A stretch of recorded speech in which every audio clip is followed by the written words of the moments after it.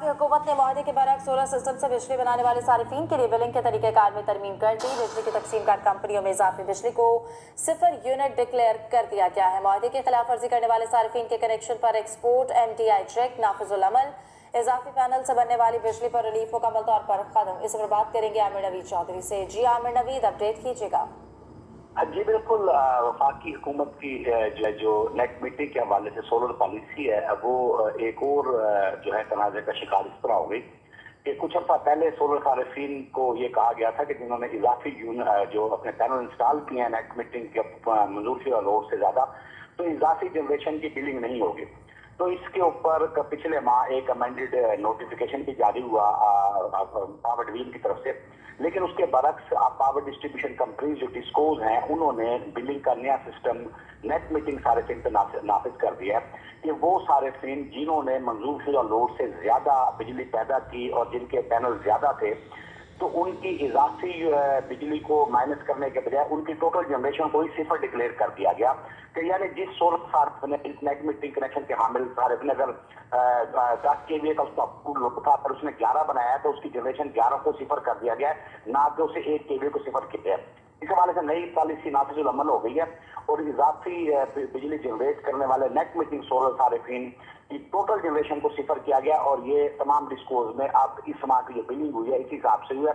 जिस सोलर का net meeting connection के हामिल सारिफ ने MDI जो मैक्सिमम डिमांड इंडिकेटर है उसके हवाले से उनकी बिलिंग की गई है और ये उसको एक लैंडमार्क पंच मार्क बनाते हुए अप्रूव्ड लोड से जिसने भी ज्यादा चंद यूनिट भी ज्यादा बनाए हैं तो उसके पहले अप्रूव्ड बनाए गए यूनिट्स को भी बिलिंग का हिस्सा नहीं बनाया गया, उन्हें 0 डिक्लेयर किया। इस हवाले से सारिफीन में शदीद परेशानी है और ये एक नया क्राइसिस है जो नेट मीटिंग के हवाले से देखने में आ रहा है। सारिफीन के तमाम डिस्कोज में सारिफीन अपने बिल देख के परेशान है। जी, आज की इस वीडियो में बिजली के बिल पर लिखी गई 3 टर्म्स के हवाले से हम समझेंगे जो हर सोलर और नेट मीटिंग सारिफ के लिए समझना नहायत ज़रूरी है।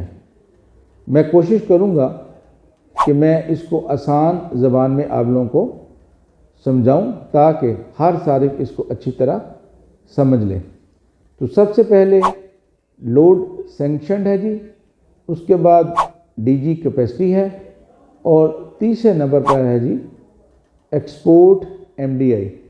अब हम बात करते हैं लोड सैंक्शन के हवाले से।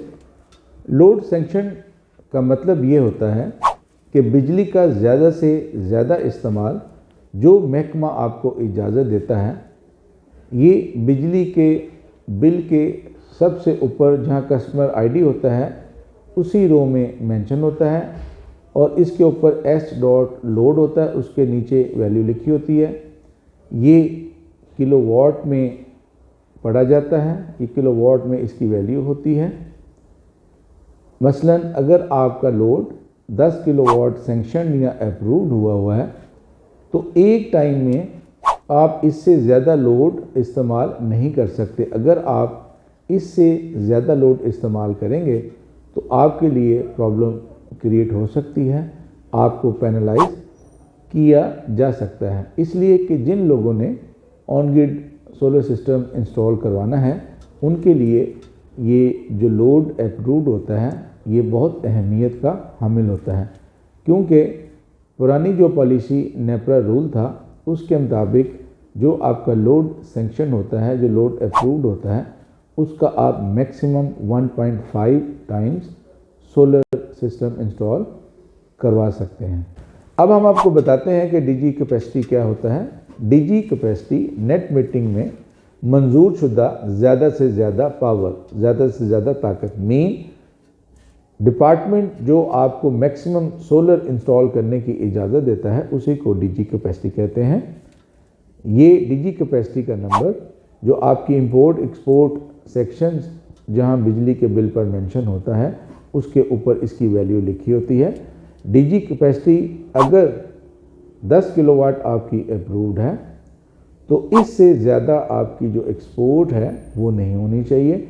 इसके अलावा अगर आप विदाउट एनी इंटीमेशन को सोलर पैनल्स बढ़ा लेते हैं तो वो वापटा की डॉक्यूमेंटेशन में तो आपकी DG कैपेसिटी वही रहती है, लेकिन अगर आप पैनल के एडिशन से आपकी जो सोलर एक्सपोर्ट है वो बढ़ जाए तो डेफिनेटली आपके लिए ये चीज़ प्रॉब्लमेटिक है। और इस चीज़ का आपको ख्याल रखना चाहिए कि आपको पता है कि डीजी कैपेसिटी जो लोड सैंक्शन होता है उससे रिलेट करती है।